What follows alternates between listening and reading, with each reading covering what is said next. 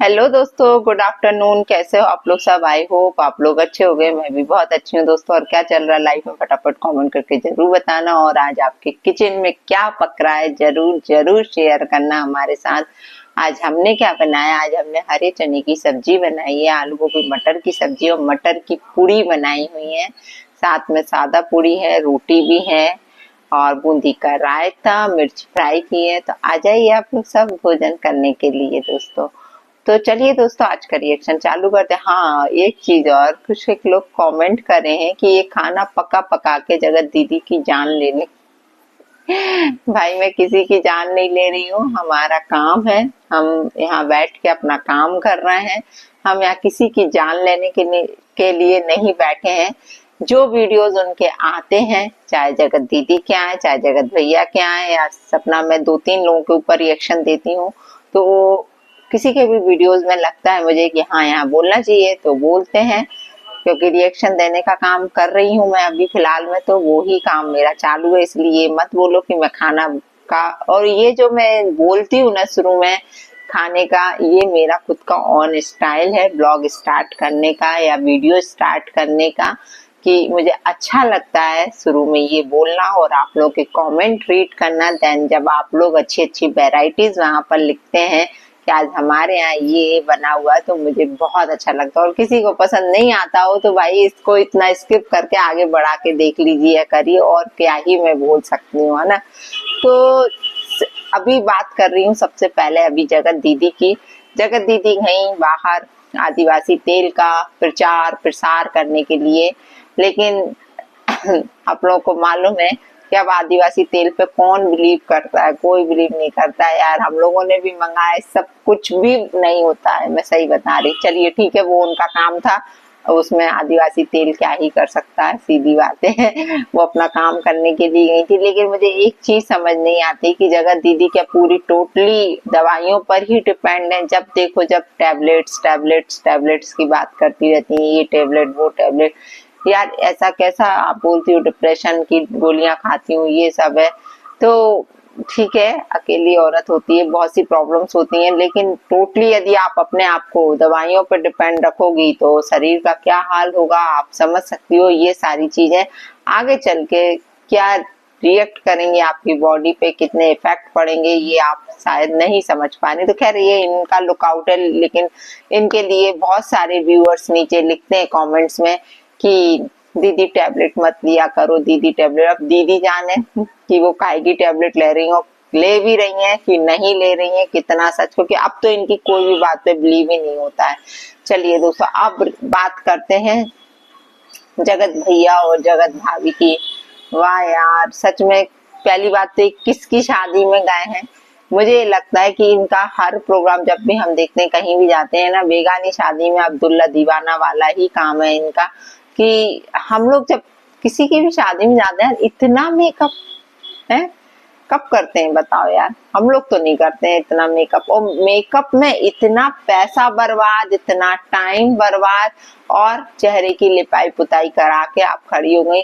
जो नेचुरल आप अच्छे लगते हो, मुझे तो नहीं लग रहा था कि आप इतने लिपा पोती करके उतने अच्छे लग रहे थे जितना नेचुरल में। यार मुझे समझ में नहीं आता कि इतना मेकअप, इतनी परतें क्यों चढ़ाना है।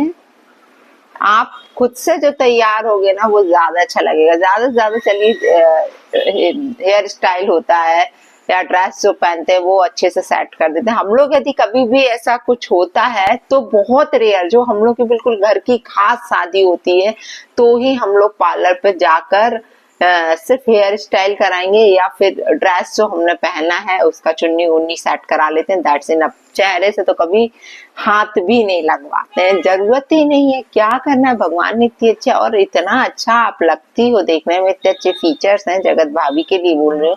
तो इतना मेकअप की लिपाई पुताई में क्यों अपना टाइम वेस्ट करना? कितने पैसे आ रहे हैं यार यहाँ मेकअप के, एक एक बार के 10-10 12-12 हजार रुपए लगते हैं। तो कितना पैसा, एक मेकअप किया उसको रिमूव किया फिर दूसरा मेकअप किया, मुझे ये समझ में नहीं आता। और मुझे एक बात और जगत भैया की समझ नहीं आती कि जगत भैया को यदि कोई दूसरे ने आके बोल दिया कि आपकी बीवी या अच्छी नहीं लग रही है वो, तो क्या तुम अपनी बीवी के साथ इस तरीके की हरकत दोगे कि उसका मेकअप दोबारा से कराओगे? यार मेरे साथ कोई ऐसा करता ना तो मैं तो फिर अच्छे से रंगे हाथ ले लेती कि यार ये सब चीजें सही नहीं लग रही है मेरे को, है ना। तो खैर इनके पास फालतू पैसा है, फालतू पैसा आ रहा है भयंकर तरीके से, तो भयंकर तरीके से उड़ाया भी जा रहा है। और घर की शादियों में, घर की शादी होती है तो दोस्तों हम इतना ज्यादा कुछ प्रिपरेशन करते हैं। आज यार हम दूसरों की शादियों में जाते हैं इस तरीके की, जो भी मतलब इनके तो कोई खास रिलेटिव भी नहीं है वो, है ना, कि कोई रिलेटिव हो उनकी शादी में गए हो, पूरा परिवार गया। यहाँ पर चलो ठीक है टर्म्स होते हैं कभी कभी अच्छे तो शायद जाना पड़ता है, लेकिन इतना इन्वॉल्वेशन है हर प्रोग्राम में, इतना इन्वॉल्वेशन वो मुझे समझ में नहीं आया। आज हम लोग जाते हैं किसी की शादी में, गए चलो भैया खाया पिया, थोड़ी मौज मस्ती करी, लिफाफा दिया और वापस आ गए, यही होता है ना। लेकिन इनके यहाँ तो मुझे अजीब से, और फिर सबसे बड़ी बात तो ये जो रूप धारण किया जाता है ना ऊपर से नीचे तक इतना भयंकर वाला, उसको देख के मतलब ब्राइड जैसा मेकअप करवा रही हो यार आप तो, है ना। जैसे दुल्हनें तैयार होती हैं, हमारे में तो इतनी दुल्हन तैयार होती है जितनी आप तैयार हुई है।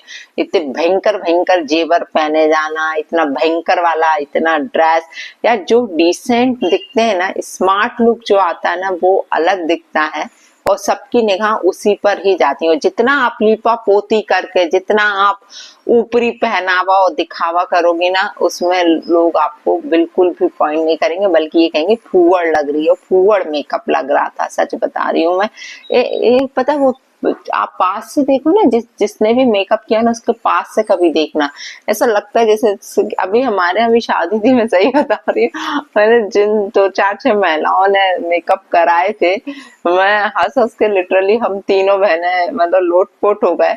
ऐसा मेकअप किया था कि जो रियल ब्यूटी थी उनकी सब चली गई थी। ऐसे ऐसे पैची, बाप रे, ऐसा लग रहा था कुछ हल्दी हल्दी पोती, पीला पीला चेहरा।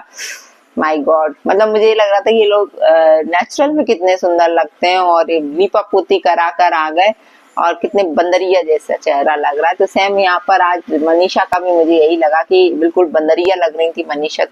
तुम रियल में ज्यादा सुंदर लगती हो बजाय, और ये मेकअप में जितना तुम टाइम वेस्ट करती हो ना, इतना तुम अपने पर्सनल इम्प्रूवमेंट पे ध्यान देती ना, तो शायद आज कहीं और होती है ना, कहीं और बढ़ गई होती। आप वहीं की वहीं रह गई। इतना जो मेकअप पे ध्यान दे रही हो, उतना पढ़ाई पे ध्यान दो अपनी, है ना। आप पढ़ लिख के कुछ बन जाओ, ये मेकअप से कुछ नहीं होने वाला है, ये यूट्यूब जिंदगी भर नहीं चलने वाला है। एक बात ध्यान रखना ना, जिंदगी भर आप जो पढ़ लिख लोगी, जो आप कमा लोगी, वो ही आपका जिंदगी भर चलेगा। तो अपने आप में कुछ इम्प्रूवमेंट लेकर आओ, है ना। ये जो आप कर रही हो ये मुझे तो अच्छा नहीं लगता, सही बता रही हूँ मैं। मैंने पहले भी एक वीडियो में आपके लिए बोला था कि अपनी पढ़ाई लिखाई पर ध्यान दो, है ना।